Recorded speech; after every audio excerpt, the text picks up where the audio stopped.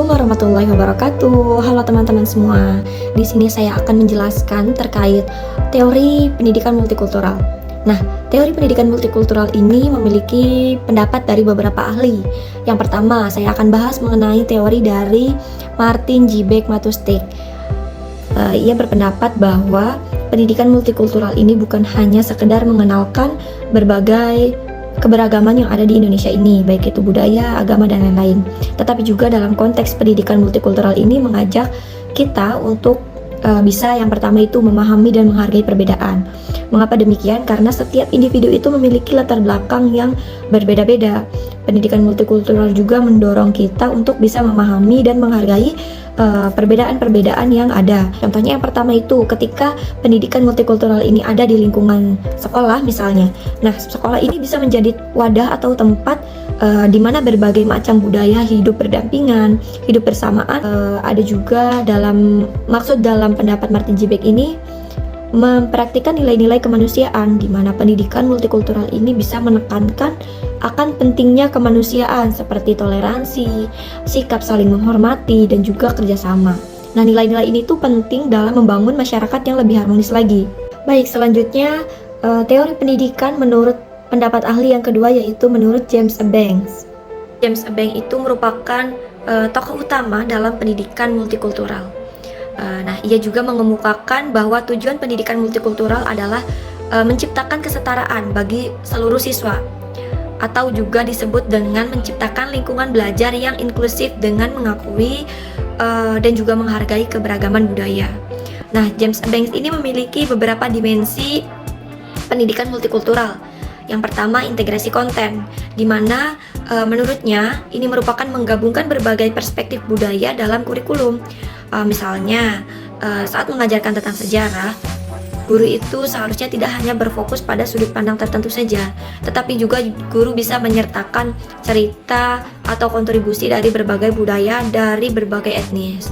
Selanjutnya yang kedua itu dimensi konstruksi pengetahuan. Nah, ini tuh bisa membantu agar siswa bisa memahami pengetahuan yang dibentuk oleh berbagai pengalaman budaya. Lalu yang ketiga itu dimensi kesetaraan.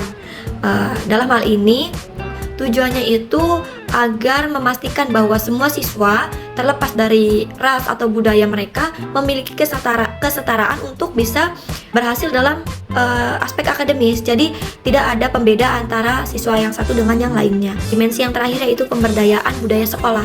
Pemberdayaan budaya sekolah ini tuh mencakup upaya untuk menciptakan lingkungan sekolah yang bisa mendukung semua budaya atau latar belakang itu ada di dalam sekolah tersebut. Sehingga sekolah harus menjadi tempat di mana semua siswa merasa dihargai dan memiliki suara yang sama dalam proses belajar. Intinya bisa mengubah kebijakan sekolah agar mendukung terkait adanya kesetaraan. Teori mengenai pendidikan multikultural yang ketiga yaitu menurut ahli Horst Kohlen. Horst Kohlen ini mengemukakan terkait pendidikan multikultural itu yaitu tentang gagasan pluralisme. Gagasan pluralisme budaya ini menurutnya di mana masyarakat adanya berbagai kelompok etnis atau budaya itu dapat hidup berdampingan, tetapi juga sambil mempertahankan identitas dan warisan budayanya masing-masing.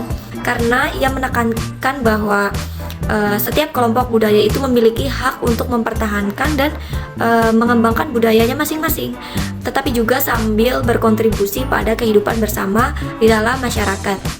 Sehingga pada intinya Horst Kohlen ini tuh berpendapat bahwa setiap budaya itu harus tumbuh dan berkembang sesuai dengan karakternya masing-masing.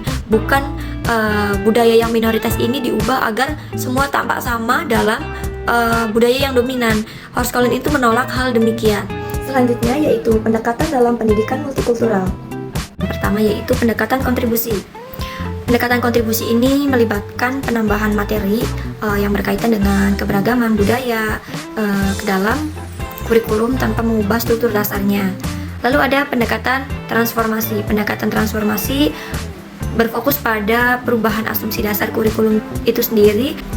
Selanjutnya ada pendekatan aksi sosial. Pendekatan aksi sosial ini tuh mendorong siswa untuk terlibat dan mengatasi ketidakadilan sosial misalnya, dan juga bisa mempromosikan kesetaraan.